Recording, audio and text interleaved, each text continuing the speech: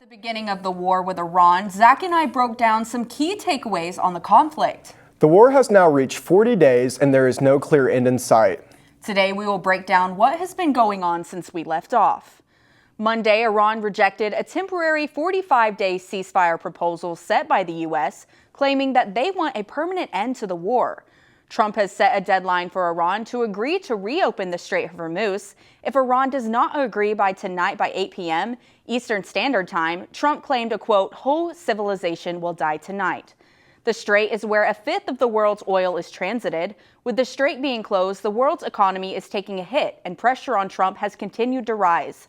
Since the war has started, President Trump has set several deadlines linked to threats, but has continued to extend them. However, Trump has insisted that this one will expire by tonight. The next moves by the U.S. are a mystery, and there has been no clear insight on if Iran is willing to cooperate. Iran picked a new supreme leader, Ali Khamenei's son, who has been reported today to be unconscious and unable to govern Iran. Since Iran has rejected the temporary ceasefire deal, they have provided a counterproposal with 10 demands, including a lasting ceasefire in the region and protocol for a safe passage through the Strait of Hormuz. Trump has rejected the counterproposal, claiming it is not good enough. Trump has threatened to, quote, decimate every bridge in Iran and put Iranian power plants out of business.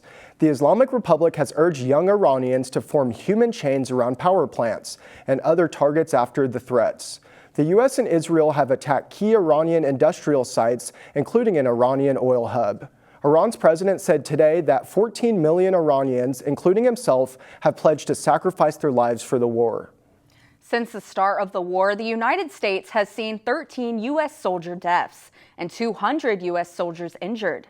A two-man fighter jet crew was downed in Iran and has since been rescued on Monday in an extremely risky mission. American journalist Shelley Kittleston, who was kidnapped in Baghdad last week, has been released today. The U.S. spent $22.3 billion to over $35 billion on the war since it began. There has been an increased security risk at U.S. bases in the Middle East Gulf states since Trump's threat to destroy the whole civilization of Iran this morning, along with his threats to destroy Iran's infrastructure. United Nations officials, military scholars, and Democrats in Congress say that these potential strikes would violate international law. Gas prices have also soared in the United States to $4 a gallon, with the Strait of Hormuz being closed. The Strait of Hormuz, which is one of the world's most critical energy checkpoints, has been met with a near total closure since the war in Iran began.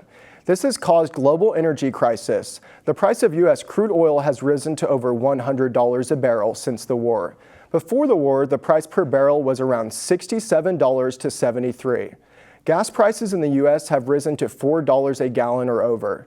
The strait being closed also has impacted other trade items, including fertilizer, helium gas that is used to make computer microchips, petrochemical derivatives that go into making painkillers, antibiotics and vaccines, and sulfur for metal and batteries.